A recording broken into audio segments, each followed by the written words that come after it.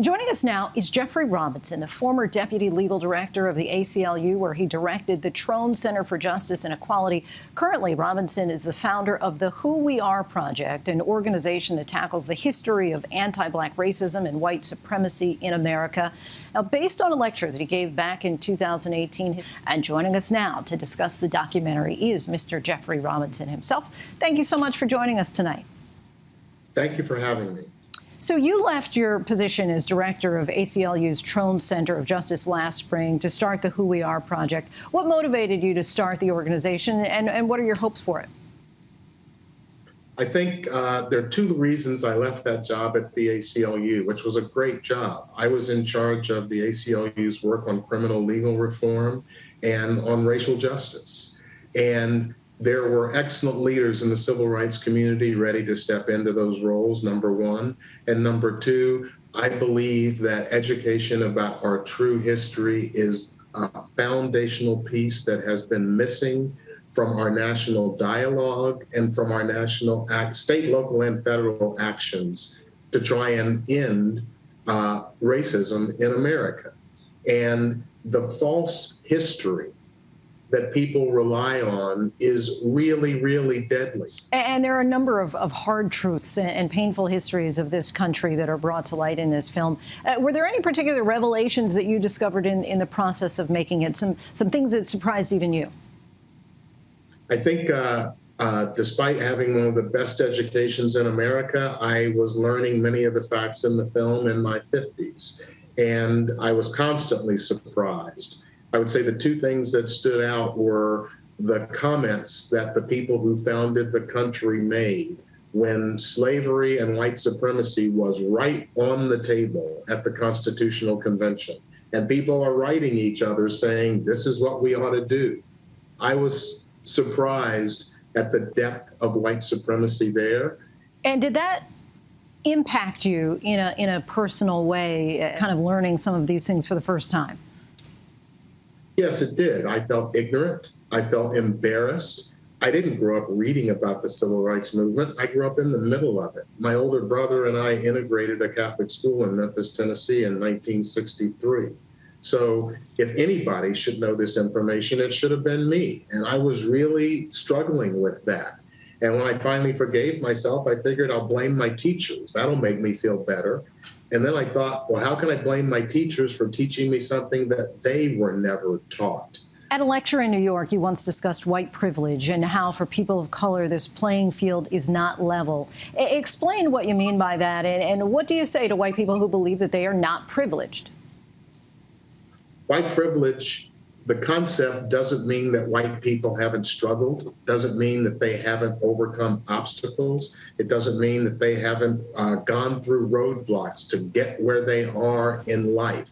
It means that in addition to all of those things that they had to go through, their skin isn't black. In the film, you also explain the significance of slave patrol and its link to modern day policing. Explain the connection there. I think when you look back in history, especially in the South, that many modern-day police departments originated in slave patrols. And understand, Article 4 of the Constitution made attempts by Black people to be free illegal and unconstitutional. And so someone had to enforce that constitutional provision. And it started out in slave patrols. There were modern day police departments that formed out of them. I'm not saying modern day police officers are part of a slave patrol. I am saying that law enforcement in America, since the beginning, since the document that formed our country, has been given the role of controlling the Black population. And you collaborated with two white filmmakers on this documentary, sisters Sarah and Emily Kunstler. Though this is a film about the history of Black oppression and resistance, why did you feel that it was important for white people to be a part of this storytelling? The history that I'm talking about has been stolen from all of us. And it is on all of us to reckon with that history and to reclaim that history. Sarah and Emily Kunstler came to me as anti-racist allies who wanted to help me get the message I was trying to get across to as many Americans as possible. In your greatest expectations, what's your hope that people take away from this documentary? I hope people have moments of severe cognitive dissonance. I think George Orwell said it best when he said, "Who controls the past controls the future." And if your understanding of American history is that everything was solved with the civil rights movement and it's been an equal, absolute playing field since then, maybe that makes a little bit of sense.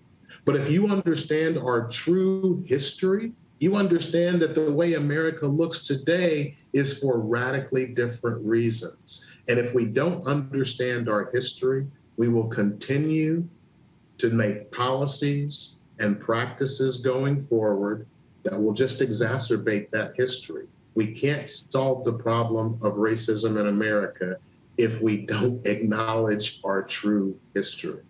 And lastly, you were just 11 years old when Martin Luther King Jr. was assassinated. You lived through historical moments such as the Civil Rights Act and the Voting Rights Act becoming enacted. Of course, today is MLK Day.